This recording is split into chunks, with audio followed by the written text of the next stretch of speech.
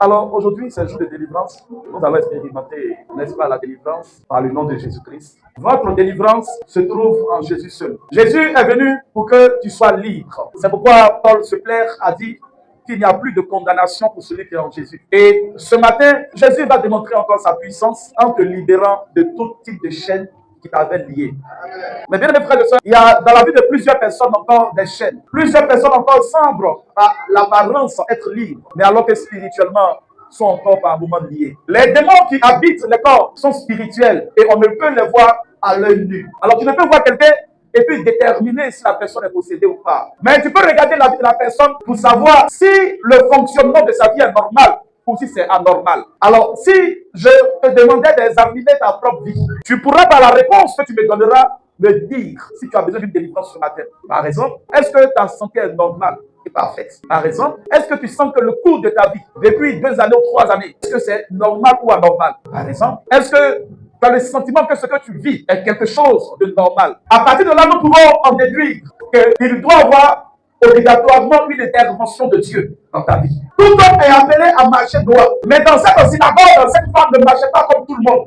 Sa démarche n'était pas normale. Elle marchait plutôt courbée. Pourtant, Dieu a créé l'homme tout droit. Mais elle, à son tour, depuis 18 années, elle était courbée. Qu'est-ce qui était responsable de cela? Jésus dit, le diable la tenait courbée depuis 18 ans. Mais elle se trouvait dans une synagogue. Les synagogues sont les lieux de prière. En d'autres termes, il y a des gens qui vont dans des lieux de prière, dans des églises, comme à l'église ici, mais il est possible que tu sois lié, enchaîné à Satan. Frères et sœurs, ces liens ne sont pas visibles à l'œil nu, ces liens sont spirituels. C'est pourquoi que nous voulons, il plaît à Dieu d'envoyer son esprit parmi nous. Parce que ce qui est spirituel doit être réglé spirituellement. C'est pourquoi on ne va pas lutter contre la chair et le sang. Ce sont des choses physiques, mais contre les esprits. L'apôtre Paul va plus loin pour dire, les armes avec lesquelles nous combattons ne sont pas charnelles, elles sont spirituelles, puissantes à la vertu du Saint-Esprit. Frères et sœurs, qui donc a besoin de délivrance? Celui qui a besoin de délivrance, c'est celui qui est possédé, qui est lié, qui est sous un joug étranger, qui est sous une domination,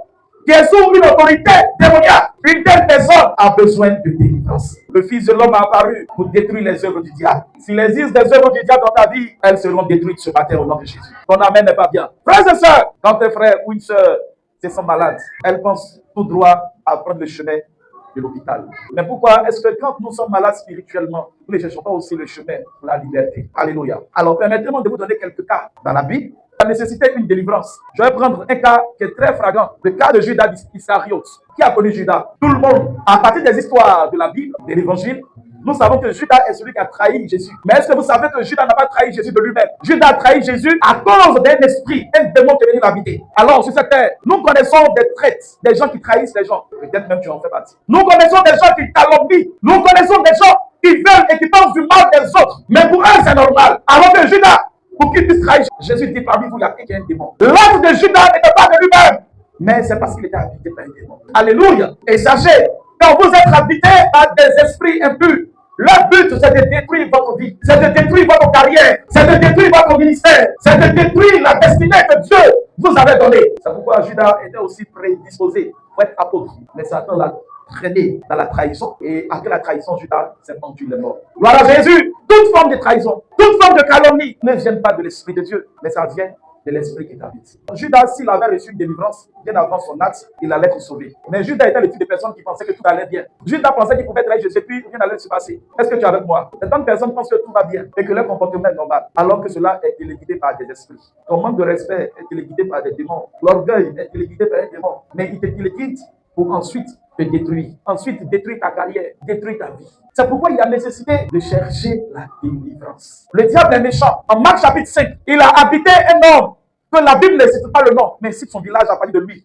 Et à partir de ce qu'il est devenu, qu'on appelle le fou de Gadara. Cet homme avait une maison. Quand j'ai même étudié la vie de cet homme, j'ai vu que cet homme était en réalité très riche. Mais le diable a voulu gâter la carrière de cet homme. Quand il était possédé, il ne dormait plus chez lui. Mais sa maison, et ce que les démons qui le possédaient lui ont imposé, il dormait désormais dans un cimetière. Quel homme normal peut dormir dans un cimetière? Une personne dotée de toutes ses capacités, tous ses sens, peut aller se coucher dans un cimetière. Nous-mêmes, humains, quand on passe la nuit devant un cimetière, les catholiques font signe de croix. Nous on dit au nom de Jésus. Personne même n'ose rentrer de nuit dans un cimetière. Mais il est possédé. Quand tu es possédé, tu ne fais qu'obéir à l'esprit qui t'habite. C'est pourquoi quand l'esprit de vol t'habite, tu ne fais qu'obéir, que voler, mentir. Cela peut sembler banal, mais l'esprit qui t'habite a un but, c'est de détruire. Sa finalité, c'est de te détruire. Gloire à Jésus. Est-ce que vous savez cela? Quand Jésus a délivré le fou de Gadara, les démons l'ont quitté. Et ils sont rentrés dans les porcs, un troupeau de porcs. Et la Bible, ils sont jetés dans l'eau, de la falaise dans l'eau. Et ils sont tous morts. Voici comment ces démons voulaient tuer cet homme. Mais ils ne pouvaient pas le faire directement. Ils passent par des processus.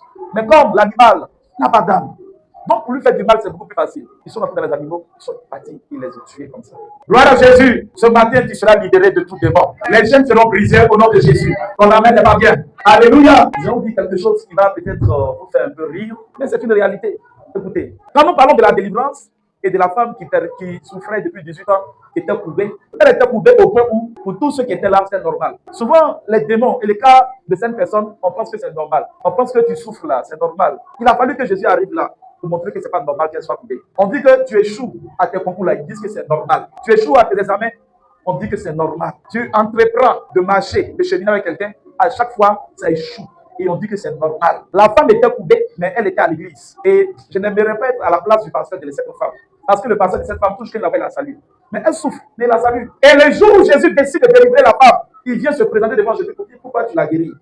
Que le jour de sabbat, il n'est pas permis de guérir quelqu'un. Alléluia! Le jour de sabbat, il n'était pas permis de pouvoir guérir. Frères et sœurs, ce qui était normal aux yeux des gens, je ne suis pas changer cela. Est-ce que tu es prêt à connaître une véritable délivrance aujourd'hui? Je vais terminer par cela. Écoutez, la plupart des exemples que j'ai pris, ce ne sont pas des exemples des gens qui étaient païens forcément. Judas, il était serviteur de Dieu. Il était en devenir de Jésus. Mais le diable l'a habité. Et regardez comment est-ce qu'il a fini. La femme qui était courbée depuis 18 ans, ça veut dire que pendant ces 18 années, elle était dans la synagogue, dans le lieu de prière. Lui, était l'intervention de Jésus-Christ. Cette femme allait mourir étant courbée. Bien mes frères et sœurs, si vous êtes là, c'est parce que Jésus vous appelle ce matin à la liberté et à la délivrance. Je ne veux pas être ce type de pasteur qui te voit courbé, qui souffre et puis qui prend plaisir à ta souffrance. Ce n'est pas cette église que Dieu m'a appelé à bâtir. Ce n'est pas cette église. Quand Dieu me parlait au sujet de l'armée de l'Éternel, ce n'est pas qu'en notre sein, il y ait des gens qui soient sous le point sur le pouvoir de Satan. Ce n'est pas cela. Aussi, j'ai aussi compris que certaines personnes viennent ici mais qui ne sont pas connectées à ce que nous faisons. Ils ne sont pas vraiment connectés. J'ai quand même pas mal de témoignages dans ce sens-là. Pas pour me glorifier, pour donner gloire à Jésus. Quand je commençais à servir Dieu, je laissais tout de Dieu. Si, avec beaucoup d'humilité, si Dieu vous a connecté à cette vision et que vous, à votre tour, vous n'arrivez pas à vous connecter à l'onction que Dieu établit ici, sinon à l'autorité que Dieu établit ici, vous allez venir me passer à côté de beaucoup de choses. Sur le plan physique, je n'ai rien à vous donner. Sur le plan physique, je n'ai rien à vous donner.